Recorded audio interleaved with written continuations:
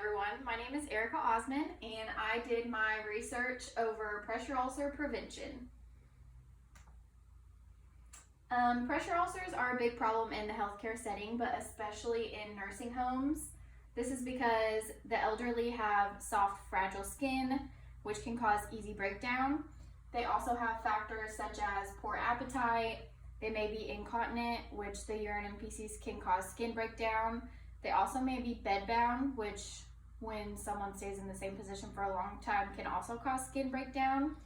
There's a number of things that can come into play and cause these pressure ulcers. Pressure ulcers can cost billions and they're very expensive to treat. In some cases, it can even cause hospitalizations for the patients. This is why prevention is key.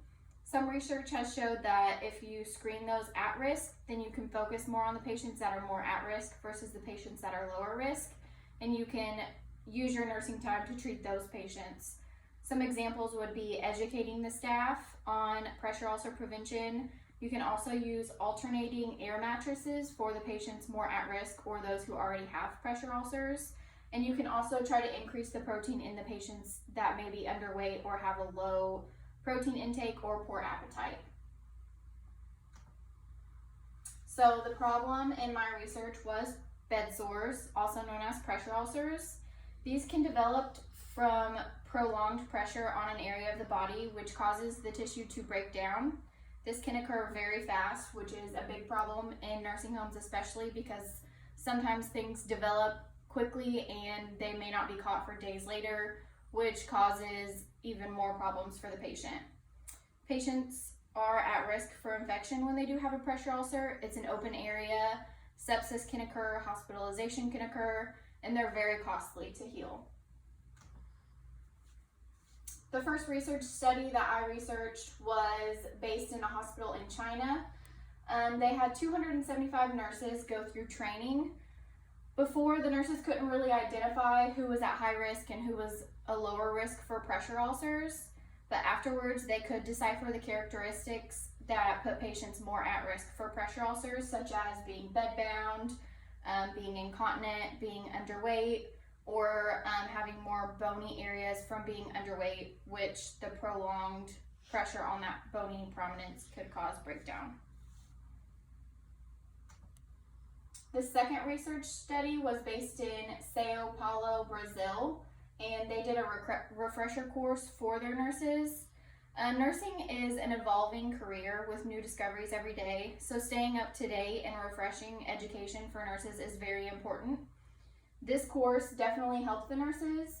They did a pre-test and a post-test, and the post-test scores were 20% higher, which proved that the education was effective for those nurses.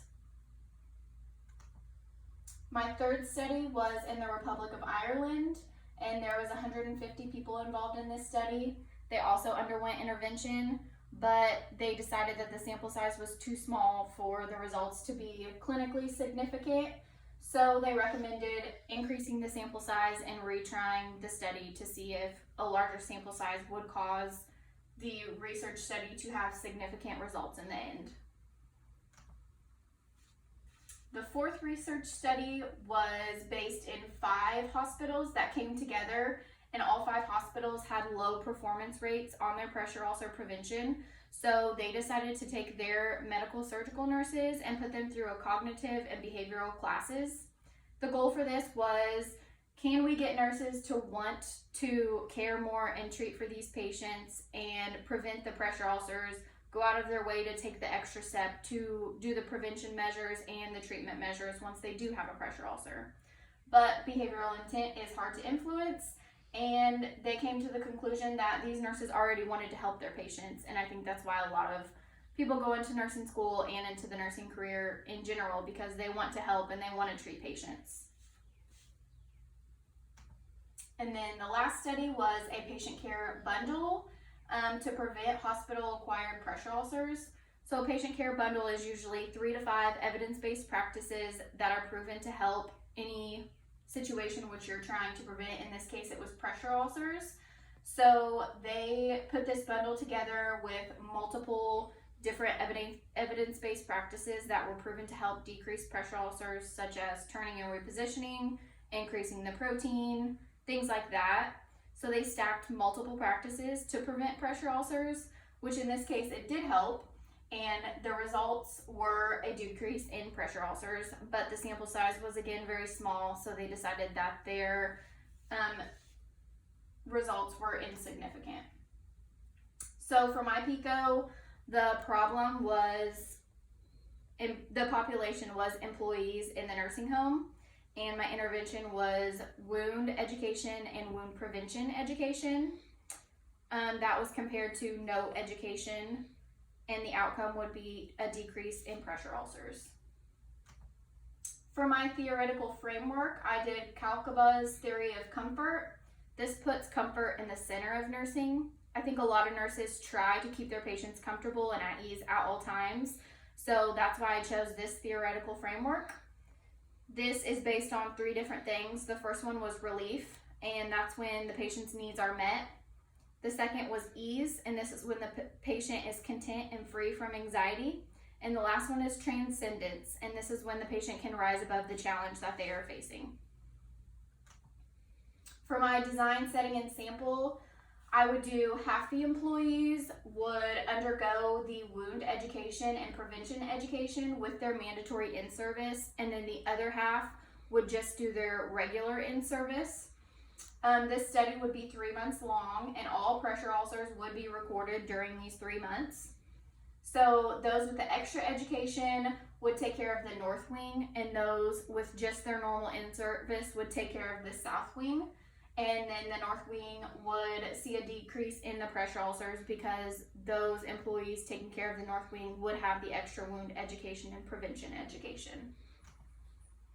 For the data, we would do a pre-test that was given to the employees, and we would do a average score that was calculated, and then we would give the education to those employees that would be on the half taking care of the north side of the building.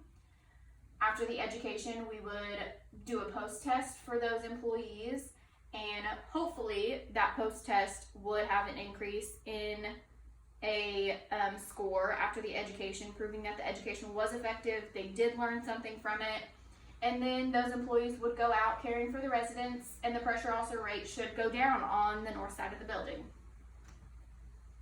In conclusion, pressure ulcers are a serious problem in healthcare, and they are seen very frequently in the healthcare setting, especially in the nursing home setting, and it can be very detrimental for a nursing home patient to have a pressure ulcer. That's something that could kill them. So they're very expensive to treat, they can cause infection, it can cause an elderly person to go septic very quickly, so prevention is definitely key with pressure ulcers. Thank you.